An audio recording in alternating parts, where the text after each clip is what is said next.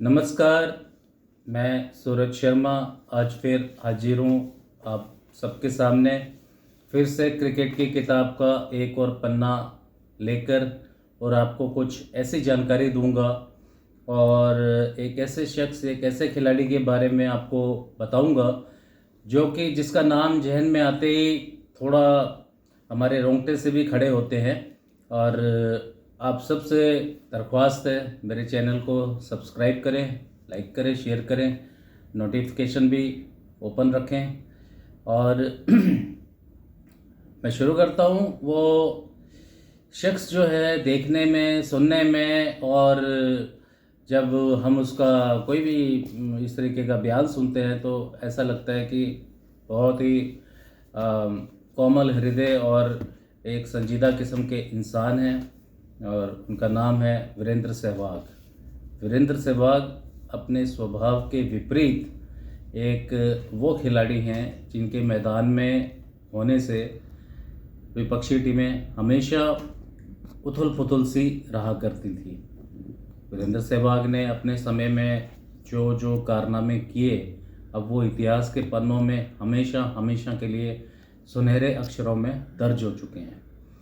और जब तक ये भारत के लिए खेलते रहे, भारत की जो ओपनिंग टेस्ट मैचों में ले लें या एक दिवसीय मैचों में, हमेशा एक स्ट्रॉन्ग पॉइंट हुआ करती थी, आज भी है। लेकिन ये जो सिलसिला है ओपनिंग में, जो जिसे हम देसी भाषा में कहें कि ताबड़तोड़ बल्लेबाजी करने का, ये ओपनिंग में जो शुरुआत की थी सबसे पहले तो ये सचिन तेंदुलकर ने की थी, फिर उसको आगे बढ़ाया वीरेंद्र सहवाग ने, जो आज रोहित शर्मा भी आगे बढ़ा रहे हैं। लेकिन मैं आज वीरेंद्र सहवाग की बात कर रहा हूँ तो इसलिए बात सारी वीरेंद्र सहवाग पे ही होगी। इन्होंने जो अपना करियर शुरू किया था वो था साल 1999 1999। 1 अप्रैल तो 1999 को इन्होंने अपना पहला एक दिवसीय मैच खेला था। वो कोई ख़ास स्कोर नहीं कर पाए थे, 1 रन उन्होंने बनाया था, लेकिन बहरहाल वो इंटरनेशनल अरीना में आ चुके थे। धीरे धीरे जैसे जैसे उनका करियर आगे बढ़ा, उनकी बैटिंग और उनका जो स्टाइल था वो लोकप्रिय होता चला गया। और एक मौका ऐसा आया कि जब सहवाग मतलब 2000, 2001, 2002 तक आते आते सहवाग का जो डंका था वो बजने लग चुका था। और टेस्ट मैचों में जो उन्होंने अपने करियर की शुरुआत की थी वो 2001 में की थी, शायद नवंबर में, साउथ अफ्रीका के खिलाफ। तो एक दिवसीय क्रिकेट में जो उनका जो ओवरऑल रिकॉर्ड्स हैं, जो उनके स्टैट्स हैं, बड़े दिलचस्प हैं और बड़े ही रोचक हैं। तो 251 मैच उन्होंने खेले हैं, एक दिवसीय मैच, जिसकी 245 पारियों में तकरीबन 8200 कुछ रन उन्होंने बनाए हैं, जिसमें 15 शतक और 38 अर्धशतक हैं। और सचिन तेंदुलकर के बाद वो दूसरे ऐसे प्लेयर बने थे जिन्होंने एक दिवसीय क्रिकेट में दोहरा शतक जड़ा था 2011 में। सचिन 2010 में लगा चुके थे और वीरेंद्र सहवाग ने ये शतक वेस्ट इंडीज़ के खिलाफ लगाया था 2011 में, 219 रन। और एक इसी 219 की वजह से वो इतिहास की एक ऐसा रिकॉर्ड बना चुके हैं जो फिलहाल तो नहीं है, भविष्य में अगर किसी के पास हो तो वो नहीं कह सकते। आज तक एक दिवसीय मैचों में जितने भी कप्तान बने हैं उसमें वीरेंद्र सहवाग का ये 219 रन की पारी सबसे ऊपर है, क्योंकि उस मैच में कप्तानी वीरेंद्र सहवाग कर रहे थे वेस्ट इंडीज़ के खिलाफ।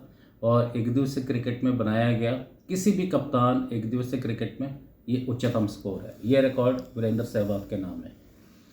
दूसरा, उन्होंने 8200 कुछ रन बनाए हैं, वो मैं बता चुका हूँ आपको। 38 उनकी हाफ सेंचुरीज़ हैं, 15 सेंचुरीज़ हैं, और 23 बार उनको मैन ऑफ द मैच एक दिवसीय क्रिकेट में मिला है। 2 बार उन्हें मैन ऑफ द सीरीज़ से भी नवाजा गया है। और एक पारी उनकी बहुत अक्सर याद आती है, जब 2002 नेटवेस्ट ट्रॉफी में सौरव गांगुली के साथ जब ये ओपनिंग कर रहे थे तो ये ताबड़तोड़ बैटिंग कर रहे थे।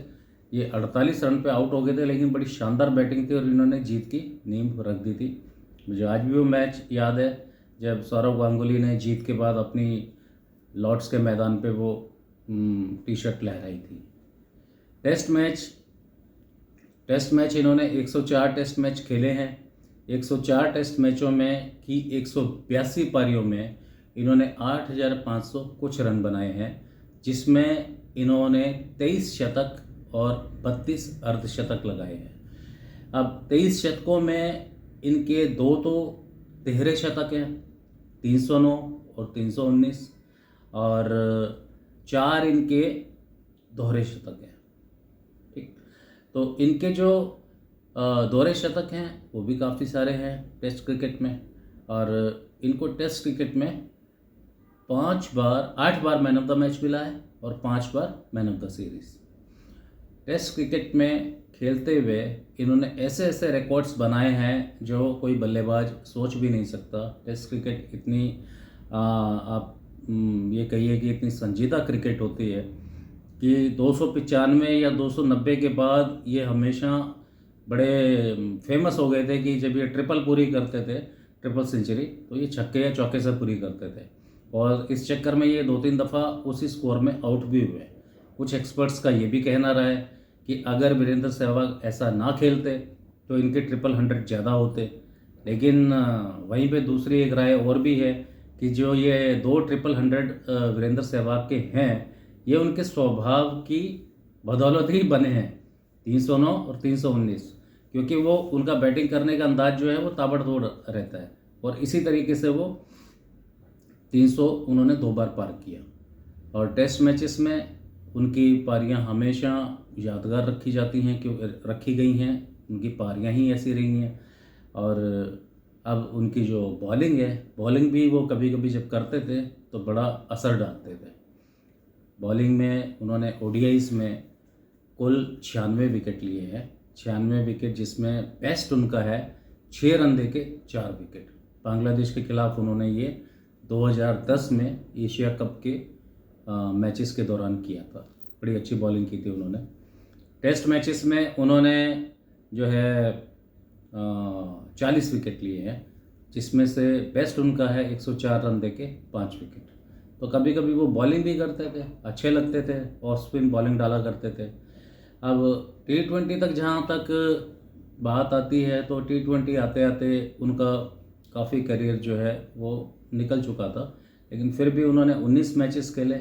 19 मैचेस में उन्होंने कुल 393 रन बनाए हैं, और जिसमें 2 अर्धशतक हैं, और उच्चतम स्कोर उनका हाईएस्ट जो है वो 68 है। तो ओडीआईज़ तो उनको ज़्यादा खेलने का मौका नहीं मिला, हालांकि वो स्वभाव को और जो उनका खेलने का तरीका है उसके लिहाज से तो ओडीआई उनके लिए बहुत बड़ा प्लेटफॉर्म था, लेकिन ये भी समय समय की बात होती है। और एक उन्होंने कई सारे मैचेस में भी कप्तानी की।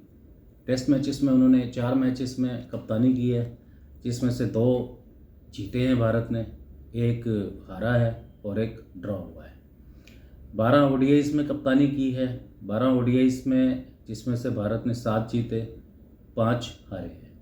और ओडीआई में एक मैच जो भारत जब T20 जब खेलना शुरू किया था, जो पहला ही मैच भारत का T20 का जो मैच था साउथ अफ्रीका के खिलाफ 2006 में, उसमें ये कप्तान थे।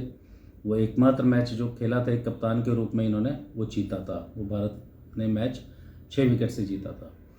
तो अब इसमें जो सबसे बड़ी बात ये है कि वीरेंद्र सहवाग एक कप्तान, एक खिलाड़ी और एक जिसे हम पार्ट टाइम बॉलर कहते हैं, उस लिहाज से एक बहुत ही अच्छा भारत के लिए अपना योगदान देते थे।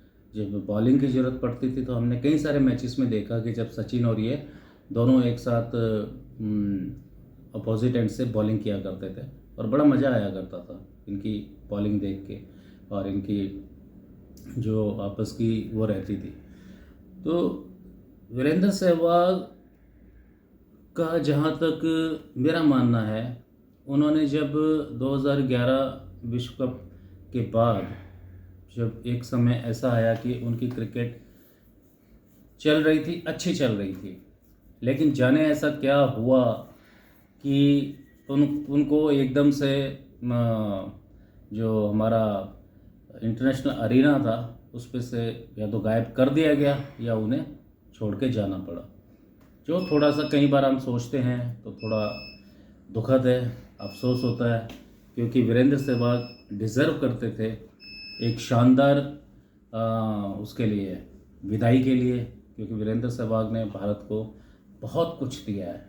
2 तिहरे शतक, जो कि क्योंकि भारत बल्लेबाजों की धरती मानी जाती है, बड़े से बड़े बल्लेबाज हिंदुस्तान में आए हैं और आते रहेंगे, लेकिन वीरेंद्र सहवाग ने वो कारनामे किए हैं जो कोई नहीं कर सका था, तो उनको एक शानदार विदाई देनी बनती थी बीसीसीआई की तरफ से। लेकिन ये कैसे और कब ये क्रिकेट के पटल से ओझल हो गए ये पता ही नहीं चला। तो वीरेंद्र सहवाग की याद आती रहेगी और आती भी है।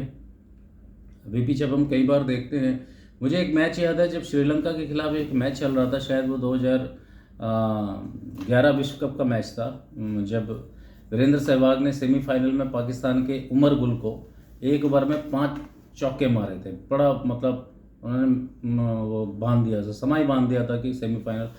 तो एक और मैच है जिसमें दिलारा लोकेहिटिके जो श्रीलंका के गेंदबाज थे, मुझे ये याद है कि इन्होंने एक भी बॉल खाली नहीं छोड़ी थी 5 चौके मारे थे और एक छक्का मारा था।